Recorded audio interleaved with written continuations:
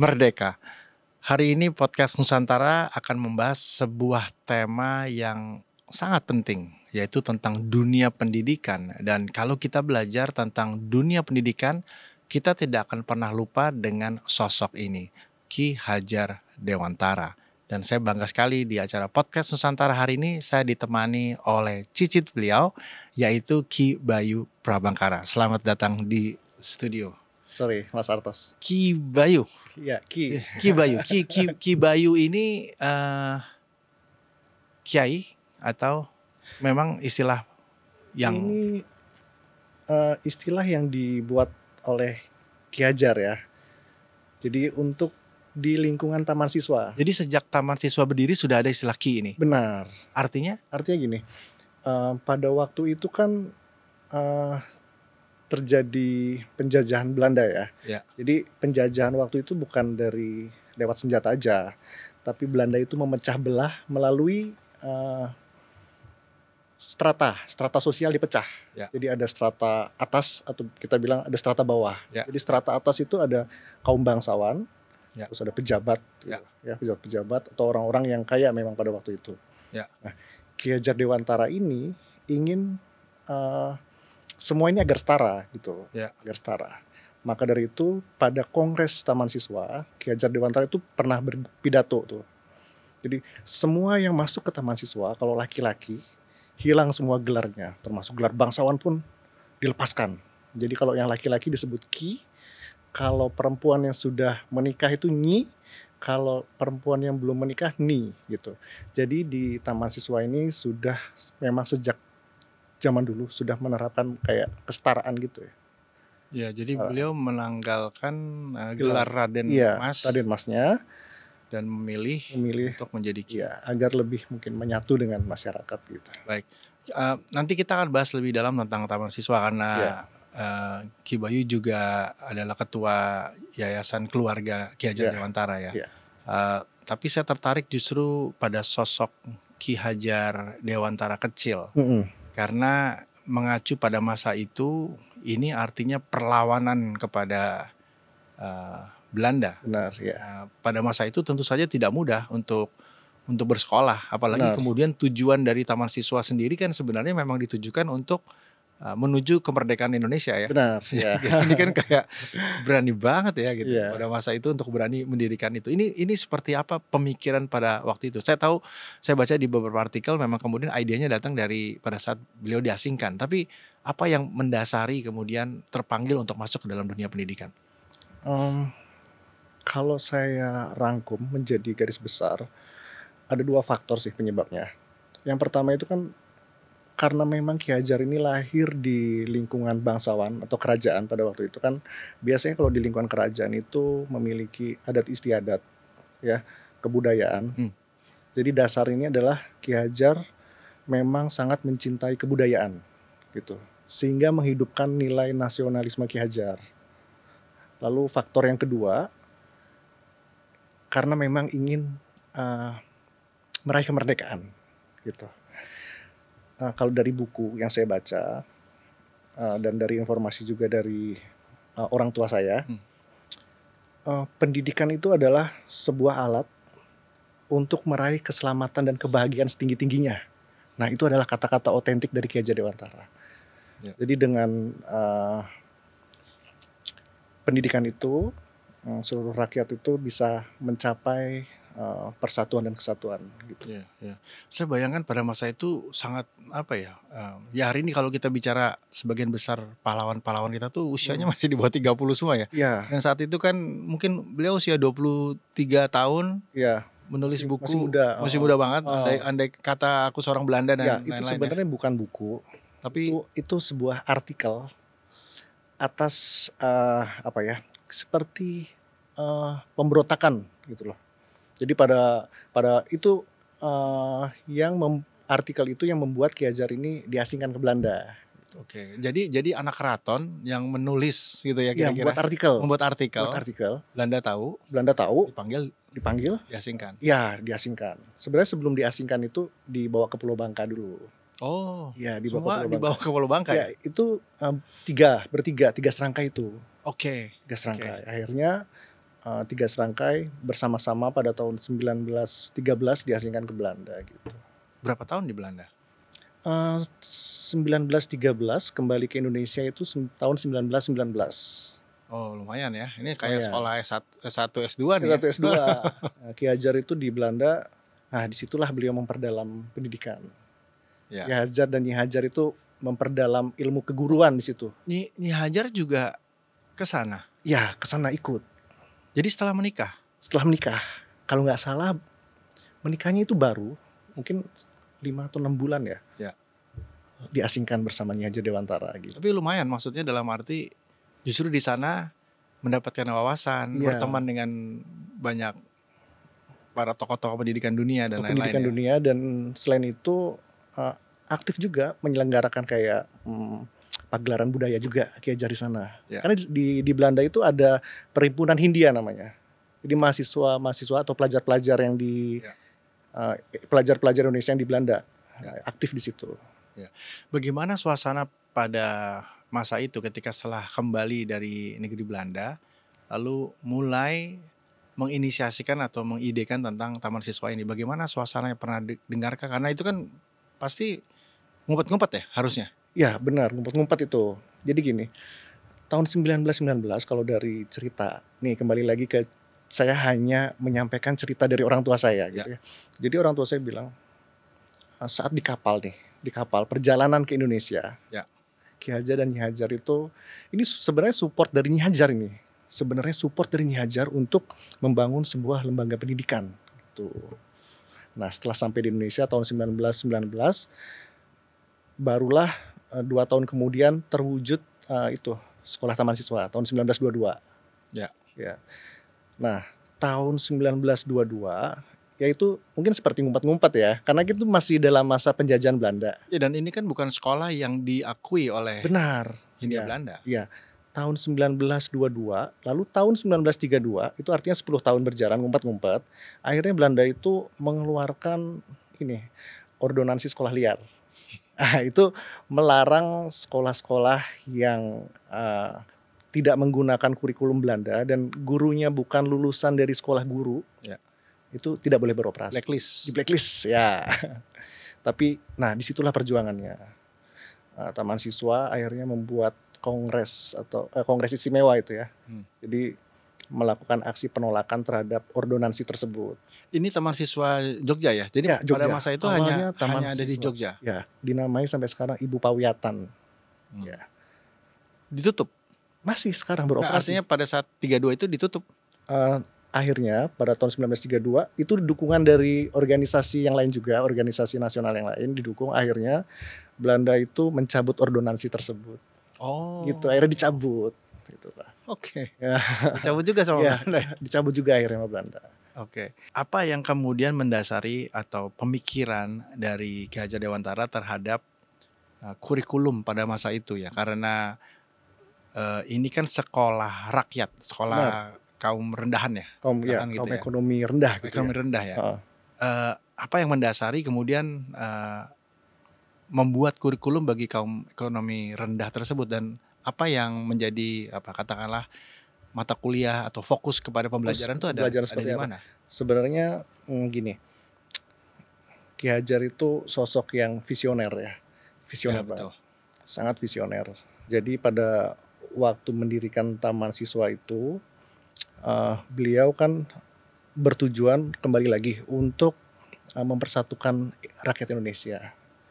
Jadi dengan mempersatukan ini dengan pendidikan, beliau niscaya bahwa kita akan bisa meraih kemerdekaan, kita bisa selamat, kita bisa bahagia. Gitu.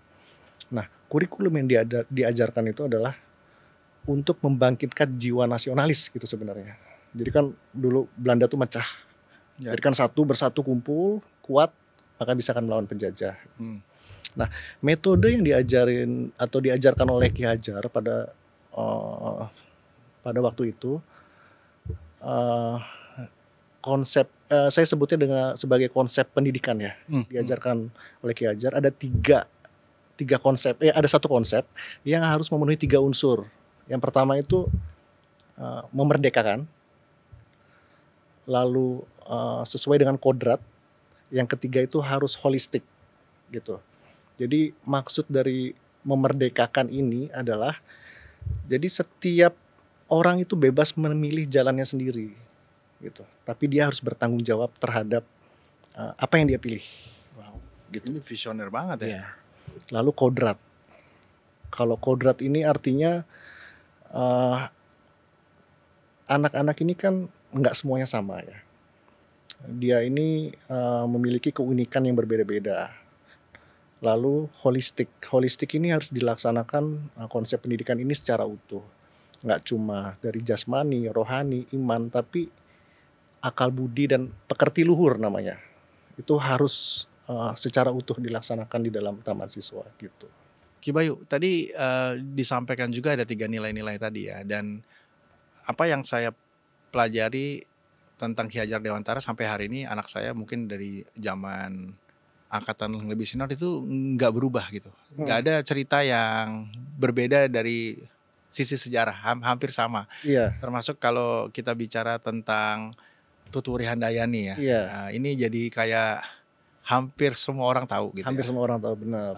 Bisa cerita sedikit tentang makna dan sejarah penemuan, meskipun ini kan sebenarnya kalimat ketiga ya dari Ingarso Sungtulodo, ini yang pertama. Ingmadi Mangunkarso baru Tuturi. Tuturi Tapi Handayani. kenapa kemudian kalimat ketiga ini yang lebih populer meskipun mungkin di dunia pendidikan ya? Iya. Dan boleh cerita tentang sejarah penemuan kalimat panjang itu? Kalau sejarah penemuan, gini, mungkin itu muncul karena pemikiran Ki Hajar Dewantara sendiri ya. Sebenarnya banyak konsep atau banyak pemikiran Ki Hajar Dewantara, nggak cuman Tuturi Handayani tadi, itu kita sebut namanya trilogi pendidikan. Sebenarnya ada juga konsep trikon namanya. Ya. Ada juga konsep trikon, terus ada namanya sistem Among, ada namanya tripusat pendidikan. Nah, itu kan semua dari Ki Hajar sebenarnya. Semuanya itu dalam rangkaian memang dari pemikiran Ki Hajar gitu. Ini artinya pola pikir kah gitu? Pola pikir pendidikan. Pola pikir pendidikan dia, pola pikir beliau. Saya juga nggak ngerti ya, kok pada saat itu Ki Hajar Dewantara ini bisa sudah memikirkan hal tersebut dan sampai sekarang ini semuanya masih sangat relevan. Betul. Heeh. Tuturi Handayani mendorong dari belakang. Ingarso Sungtulodo depan memberi contoh. Ingmadi Mangunkarso So, yang tengah memberi semangat.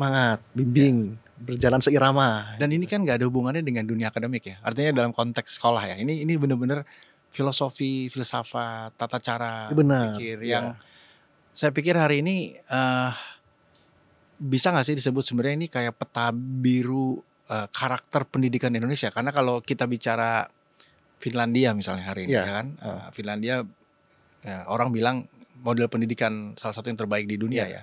Pendekatannya sangat humanis, kreatif, kesetaraan gitu. Dan saya lagi berpikir apa ya yang membedakan pendidikan kita gitu. Meskipun kita sering bicara pendidikan Belanda kan, banyak pendidikan kita berbasis Belanda. Tapi kalau bicara pada nilai-nilai kearifan lokal, bisa nggak sebenarnya kita menyebut itu sebagai roh pendidikan Indonesia? Ya memang itu adalah seharusnya roh pendidikan Indonesia harus seperti itu. Ki Hajar Dewantara ini kan dulu mengubah sistem pendidikan Belanda menjadi sistem pendidikan yang sampai yang dicetuskan oleh Ki Hajar, yang trilogi pendidikan tadi. Kalau dulu kan Belanda itu menerapkan sistem pendidikan yang sistemnya itu kayak perintah, paksaan, hukuman kayak gitu kan. Sehingga kan orang mau sekolah aja udah stres gitu kan, mikir gitu. Nah maka dari itu Ki Hajar membuat sekolah ini sesuatu yang menyenangkan gitu kan. Maka disebut namanya taman itu kan. Iya kan, taman suatu menyenangkan. Jadi sekolah itu memang harus memberikan kegembiraan, nggak ada paksaan gitu. Boleh cerita sedikit tentang yayasan ini, apa yang menjadi peran atau tanggung jawab dari yayasan? Oke. Kalau sebenarnya ini hal yang berbeda ya. Kalau di taman siswa yang membidangi tentang pendidikan itu kan namanya Yayasan Majelis Luhur Taman Siswa. Itu fokus kayak untuk memanage sekolah. Nah, ada juga yayasan yang lain juga. Kalau cabang-cabang taman siswa itu ada yayasannya sendiri namanya. Cuman Majelis Luhur ini kayak holdingnya gitu Ya. lah ya. Jadi untuk pemilihan ketua dari yayasan sekolah ini perlu adanya kongres gitu kan. Ya. Nah, kalau Yayasan Keluarga Ki Hajar Dewantara ini adalah kita membuat yayasan yang pengurus dan anggotanya itu adalah keturunan biologis dari Ki Hajar Dewantara. Ya. Tujuannya apa? Walaupun kita tidak ikut berjuang di dalam pendidikan atau operasional sekolah, kita membantu untuk membantu di jalur lain. Contoh, kegiatan Yayasan Ki Hajar Dewantara ini kita mencari orang tua asuh untuk memberikan beasiswa kepada anak-anak yang nggak mampu di lingkungan sekolah, misalnya nih di taman siswa di Payakumbuh gitu. Kita minta itu, ibu ada data anak yang tidak mampu, saya minta datanya. Nanti saya carikan orang tua asuh gitu. Dan biasanya ada? Ada, saat ini sudah berjalan. Cuman belum banyak gitu. Tapi paling tidak dari keluarga ini kita ikut berjuang gitulah. Meneruskan perjuangan. Ya. Menarik karena kemudian sampai hari ini fokus kepada pendidikan bagi kaum ekonomi lemah gitu ya. Ya tetap benar. menjadi semacam ciri khas. Ciri khas, ya. Jadi nggak ada tuh yang kayak katakanlah anak-anak orang kaya sekolah di taman siswa gitu. Nggak ada. Dilarang atau? Dilarang. Karena memang nilai perjuangan itu. Gini. Mungkin kan sekarang banyak sekolah internasional yang masuk ya. Mungkin gengsi mungkin ya, ada faktor gengsi gitu kan. Mungkin orang keluarga yang mampu mungkin sekarang buat apa sekolah di taman siswa, fasilitasnya seperti ini ya kan, mending saya ada duit mending saya sekolahin di tempat yang bagus gitu kan. Nah, jadi memang sampai saat ini taman siswa itu biaya operasional itu memang dari iuran SPP. Jadi SPP itu namanya iuran berguru. Iya, SPP-nya itu kayak mulai 50.000 gitu satu bulan, ada 150.000, jadi nggak mahal gitu. TK, SD, SMP. Iya, ada TK, SD, SMP, SMA, SMK. Kita sebutnya Taman Indria, Taman Muda, Taman Dewasa gitu. Taman Karya, kalau SMK namanya Taman Karya. Masih sampai saat ini kita sebutnya seperti itu. Apa pandangan Ki Bayu terhadap hari ini dengan melihat peta pendidikan di Indonesia ya, dan kita melihat ada tadi sekolah internasional, kemudian ada bahkan sekolah-sekolah alternatif hari ini, sekolah alam gitu ya, dan ya termasuk taman siswa sendiri. Bagaimana kemudian pertumbuhan berbagai pendekatan kurikulum, saya sebut mungkin begitu ya, itu kemudian menjadi semacam kekayaan juga dalam proses pendidikan kita, mengacu kepada nilai-nilai Ki Hajar Dewantara. Apakah memang kemudian ini hal yang lumrah dan juga atau dikritisi juga oleh yayasan atau keluarga misalnya? Sebenarnya kita tidak pernah seperti mengkritisi gitu kan. Masuknya ada kayak sekolah internasional, kurikulumnya mungkin sekarang ada Cambridge gitu kan ya. Ada Cambridge. Kalau taman siswa sebenarnya kalau dari saya pribadi, saya ingin saya ingin mengadopsi seperti itu di taman siswa. Gitu. Ingin membuat taman siswa, tapi nanti sana ada kurikulumnya yang mungkin ada Cambridge-nya juga taman siswa, tapi khusus yang kurikulumnya Cambridge. Itu tidak menutup kemungkinan, Mas. Karena Ki Hajar Dewantara itu kan dia selain punya trilogi pendidikan, ada namanya konsep trikon. Gitu. Konsep trikon itu ada kontinu, konvergen, dan konsentris. Nah, berarti sejak dulu Ki Hajar sudah memikirkan bahwa akan ada perubahan zaman. Jadi kita tidak boleh menutup diri untuk sesuatu dari luar itu masuk. Iya, tidak boleh menutup diri. Kita harus terbuka, tapi kita tidak boleh mengadopsi. Tapi kita harus mengadaptasi gitu. Kalau mengadopsi itu kan kita bulat-bulat gitu kan. Iya, tapi kita boleh mengadaptasi budaya tersebut. Mungkin sekolah internasional kita buat di taman siswa nanti, namun tidak menghilangkan jati diri kita sebagai bangsa Indonesia. Mungkin ditambahkan dengan pelajaran budi pekerti. Ya, itu sih. Dan keperpihakan kita. Ya, benar. Kita harus tetap menjadi jati diri kita sesuai dengan kodrat kita bangsa Indonesia gitu. Ya, jadi punya metode sendiri, pemikiran sendiri, tapi tidak menolak pemikiran lain. Benar. Bahkan silakan masuk, kemudian tadi mengadaptasi. Adaptasi, ya gitulah. Mungkin Mas Artus pernah lihat kalau Ki Hajar itu pakai songkok kopiah, Ya. pakai jas, Ya. pakai sarung. Ya. Nah, beliau sejak dulu sudah melakukan mengadaptasi budaya tersebut. Jas kan nggak ada di Indonesia dulu kan? Ya. Nah, Betul. memadukan budaya berpakaian juga. Ya. Memadukan budaya berpakaian. Kalau sarung itu kan budayanya Indonesia.